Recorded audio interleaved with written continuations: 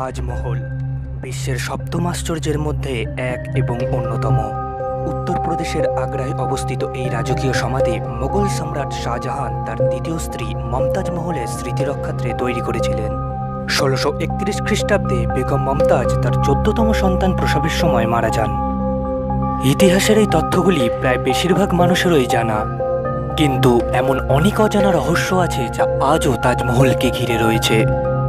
আজকের এপিসোডটি আপনাকে এমনই কিছু অজানা তথ্যের সন্ধান দেবে যা আপনি হয়তো আগে কখনো শোনেননি। আরও জানতে ভিডিওটি শেষ পর্যন্ত দেখতে থাকুন।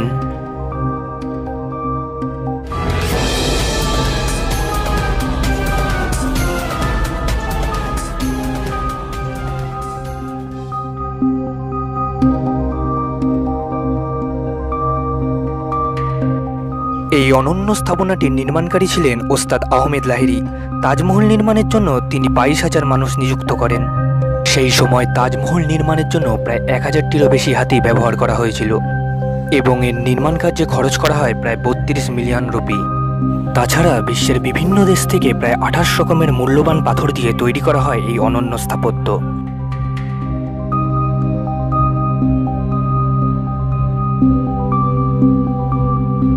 তাজমহলের অভ্যন্তরে মমতাজ মহল এবং শাহজাহানের সমাধিগুলি ৮টি পার্শ্বযুক্ত চেম্বার এবং একটি মার্বেল জ্যোতির্বিজ্ঞান পর্দা দ্বারা আবৃত।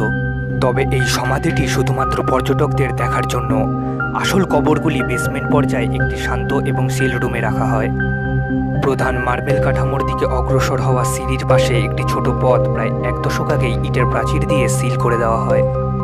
তার মানে এখন তাজের নিচে সিল্ড চেম্বারে প্রবেশের কোনো উপায় নেই।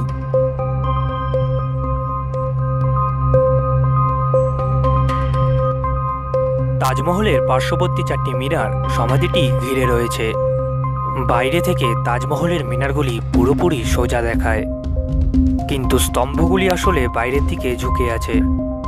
এমনটা করার প্রধান কারণ হলো ভূমিকম্পের সময় যদি মিনারগুলি পড়ে যায় তবে তারা প্রধান কাঠামোর কোনো ক্ষতি না করে প্রধান কাঠামো থেকে দূরে সরে যাবে।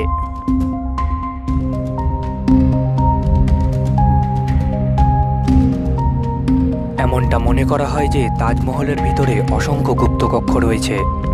শাহজাহানের সময় থেকেই এই কক্ষগুলি তৈরি করা হয়েছিল এবং বর্তমান ব্যবস্থাতেও এই কক্ষগুলিতে খুব বেশি পরিবর্তন করা হয়নি। অনেকে ধারণা করেন তাজমহলের ভিতরে মন্দির প্রতিষ্ঠা করেছিল সম্রাট শাহজাহান, কারণ শ্বেত পাথরের নিচেই একটি লাল পাথরের তৈরি সিঁড়ি চলে গিয়েছে এবং নদীমুখ করে থাকা ২২টি ঘরের মাঝে একটি ঘর রয়েছে যেটিকে মন্দিরের প্রবেশকক্ষ হিসেবে চিহ্নিত করেছেন প্রত্নতাত্ত্বিক অধিদপ্তরের কর্মকর্তারা। সম্রাট শাহজাহান বেশ কঠিনভাবেই এই ঘরের মুখ পাথরের সাহায্যে সিলগালা করে দিয়েছিলেন।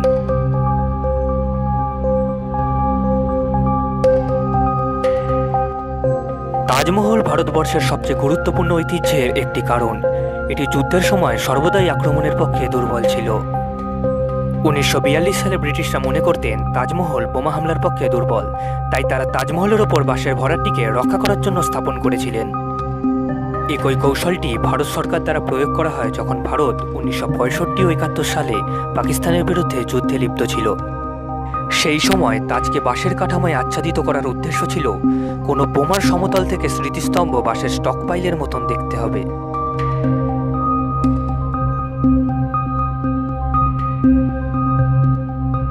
দিনের আলোর পরিবর্তনের সাথে সাথে তাজমহল রং বদলাতে শুরু করে। দিনের আলো এবং সময় পরিমাণের উপর নির্ভর করে তাজ তার রং পরিবর্তন করে। সকালে তাজমহলকে দেখলে হালকা গোলাপি দেখায়, সন্ধ্যায় মিল্কি সাদা এবং চাঁদের আলোতে তাজ সোনালি আকার ধারণ করে।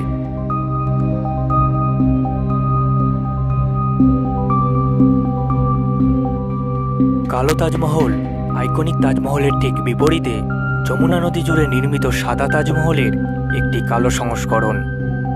সম্রাট শাহজাহান যমুনা নদীর অন্য পাশে নিজের জন্য একটি সমাধি চেয়েছিলেন, কিন্তু তার এই পরিকল্পনা পূর্ণ হওয়ার আগেই তার পুত্র ঔরঙ্গজেব তাকে নজরবন্দি করে রাখেন। তবে অনেক আধুনিক প্রত্নতাত্ত্বিক বিশ্বাস করেন যে এই গল্পটি একটি পৌরাণিক ঘটনা মাত্র।